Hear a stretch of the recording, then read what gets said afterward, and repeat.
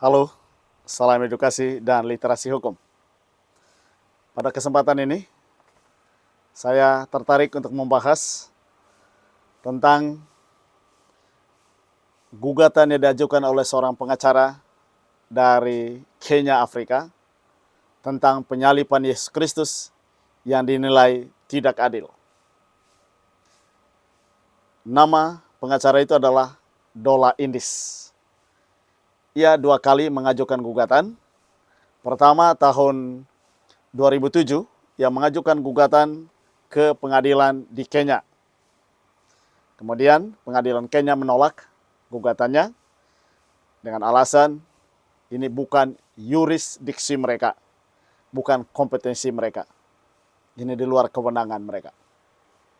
Lalu tidak puas dengan itu, berapa tahun kemudian, tahun 2013, saya melihat di berita Kompas pada tanggal 30 Agustus 2013, dia kembali mengajukan gugatan, tapi bukan lagi di Kenya, di Afrika. Dia mengajukan gugatan ke ICJ, yaitu International Court of Justice di Den Haag, negeri Belanda.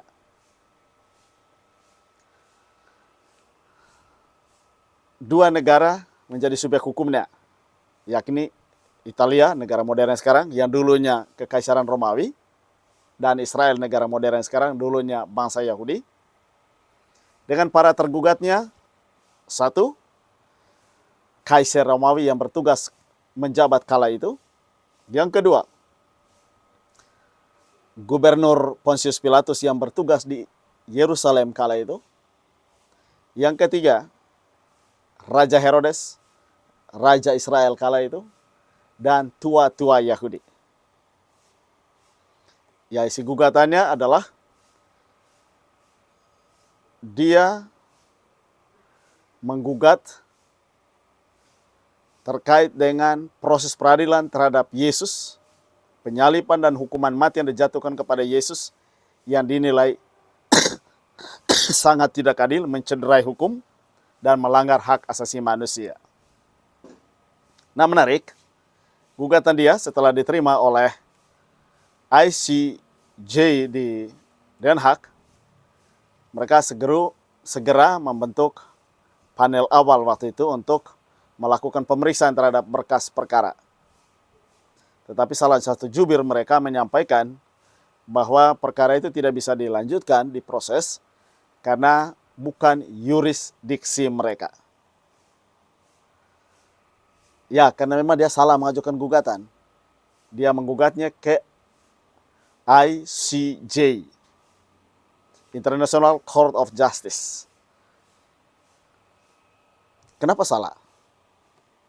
Karena secara hukum internasional, ICJ itu mengadili negara-negara. Sebagai subjek hukumnya negara-negara, bukan para tergugat individu. Atau bukan perkara individu. Itu negara-negara. Sedangkan ada satu nanti yang lain. Nanti saya akan sampaikan. Kemudian perkaranya apa? Dia menangani sengketa perbatasan, pelanggaran perjanjian, dan hukum internasional antar negara. Kemudian dasar hukumnya adalah ICJ dibentuk berdasarkan Piagam PBB tahun 1945. Kemudian ICJ memiliki yurisdiksi atas negara anggota PBB. Hasil dari ICJ ini mengeluarkan putusan yang mengikat secara perdata. Ini perdata dia sifatnya. Nah, menurut saya gugatan dia bisa diteruskan, menurut saya bisa dilanjutkan ke tahap-tahap selanjutnya kalau kala itu diajukan bukan ke ICJ tetapi ke ICC. ICC adalah singkatan dari International Criminal Court. pengadilan pidana internasional, karena ini perkara ini terkait individu, yakni Yesus Kristus yang diadili, dihukum secara tidak adil, dijatuhi hukuman mati dengan menyalahi hukum, dengan para tergugatnya disebut oknum-oknum tadi. Jadi di Den Haag ada dua lembaga sebenarnya. ICJ, itu sengketa antar negara. Kemudian ICC, International Criminal Court, itu pengadilan pidana internasional, menangani perkara pidana. Kalau yang tadi pertama perkaranya perdata, kalau yang ini pidana. Lalu dasar hukumnya beda. Kalau ICJ tadi dasar hukumnya Piagam PBB 1945, kalau ICC dasar hukumnya adalah Statuta Roma tahun 1998. Ya. Kemudian ICC menangani kejahatan serius, genosida, kejahatan perang, kejahatan terhadap kemanusiaan. Nah, ini masuk kategori kejahatan terhadap kemanusiaan. Dan kejahatan agresi. ICC hanya memiliki yurisdiksi jika negara tersebut meratifikasi Statuta Roma atau dirujuk oleh Dewan Keamanan PBB dan bertindak sebagai pengadilan terakhir, last resort, jika pengadilan nasional gagal. Kemudian ICC mengeluarkan vonis pidana berupa hukuman penjara bagi individu. Nah, ini menjadi persoalan lagi. Vonis yang dikeluarkan adalah pidana penjara bagi individu. Sementara para pelaku sudah tidak ada di bumi ini. Sudah meninggal ribuan tahun yang lalu. Kemudian keduanya bekerja sama.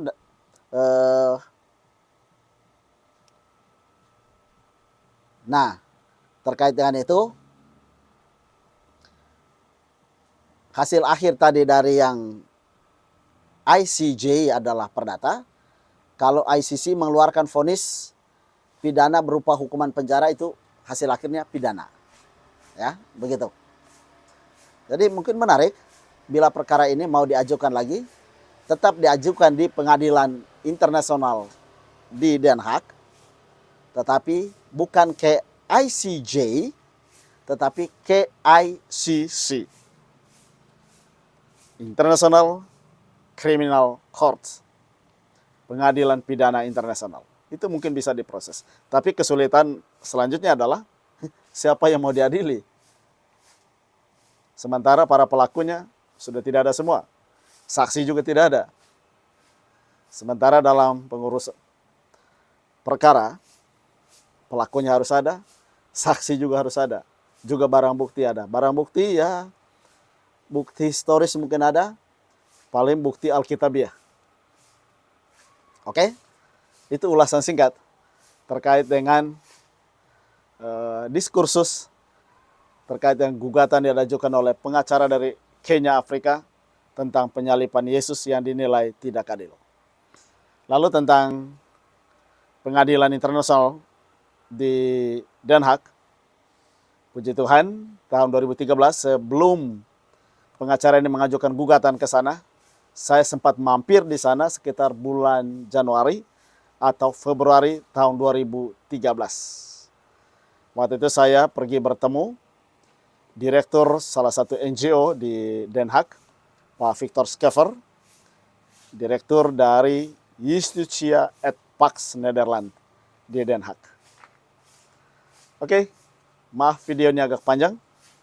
Semoga bermanfaat, menambah wawasan dan pengetahuan kita. Salam literasi hukum.